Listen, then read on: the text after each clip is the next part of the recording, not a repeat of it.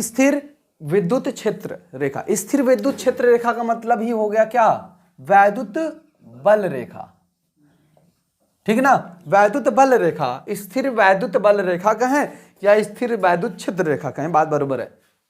रेखा एक सतत वक्र होती है। सतत वक्र, सतत बोले तो कॉन्टिन्यूअस, सतत बोले तो कॉन्टिन्यूअस, लगातार होती है। वक्र, वक्र होती है सीधी रेखा, कभी बल रेखाएं नहीं होती हैं, वक्राकार रेखाएं, टेढ़ी मेढ़ी रेखाएं होती हैं वक्र, ये वैद्युत क्षेत्र रेखाएं या वैद्युत बल रेखाएं।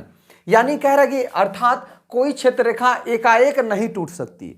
ध्यान दीजिए, अगर स्थिर वैद्युत क्षेत्र रेखाएं हैं तो रेखाएं तो हम ऐसे खींचेंगे, वैद्युत बल रेखाएं ऐसे हो चाहे जैसे भी हो।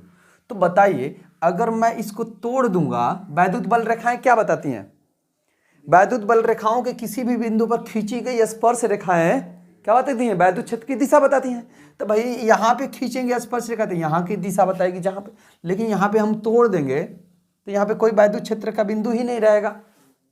अब वैद्युत क्षेत्र का बिंदु ही नहीं रहेगा मतलब वहां वैद्युत क्षेत्र अनुपस्थित है, ठीक ना। वैद्युत बल रेखाओं के जहां भी हम तोड़ेंगे वहां पे क्या होगा, वैद्युत क्षेत्र का यह दिखाएगा कि वहां पे उस बिंदु पर, जिस बिंदु पर ये टूटी हुई है उस बिंदु पर वैद्युत क्षेत्र क्या है, अनुपस्थित है।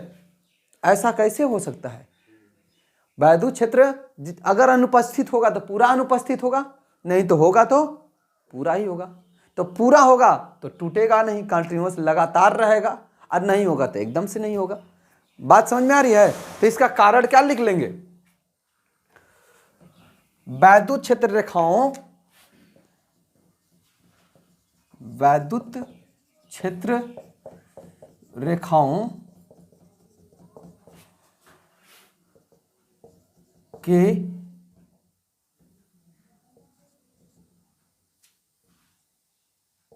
टूटे हुए स्थान पर वैद्युत क्षेत्र अनुपस्थित होगा ना, यही होगा ना, वैद्युत क्षेत्र अनुपस्थित होगा जो संभव,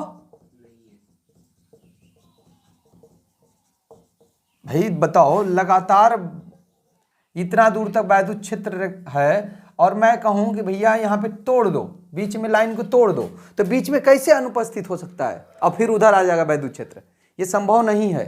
बात समझ में आ रही है, यह इसका कारण है, कोई दिक्कत, ठीक है। दूसरा प्रश्न क्या है,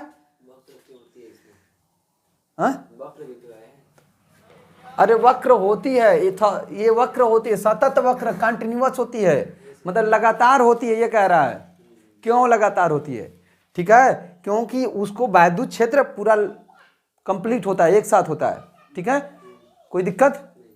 दूसरा है, दो विद्युत बल रेखाएं क्यों नहीं करती हैं। हाँ, अभी तो वो हम बताए हैं आपको, वैद्युत बल रेखाओं का वह गुण भी है, वैद्युत बल रेखाओं का गुण है कि दो वैद्युत बल रेखाएं एक दूसरे को प्रतिच्छेदित क्यों नहीं करती हैं। दो वैद्युत बल रेखाएं एक दूसरे को प्रतिच्छेदित इसलिए नहीं करती हैं क्योंकि उनके प्रतिच्छेद बिंदु पर, ठीक है, दो वैद्युत बल रेखाएं एक दूसरे को प्रतिच्छेदित नहीं करती हैं क्योंकि उनके प्रतिच्छेद बिंदु पर खींची गई स्पर्श रेखाएं वैद्युत बल रेखाओं की कितनी दिशा निरूपित करेंगे, दो दिशाएं निरूपित करेगी जो संभव नहीं है। इसका कारण तो स्पष्ट है, कोई दिक्कत, ठीक है। तो हाँ,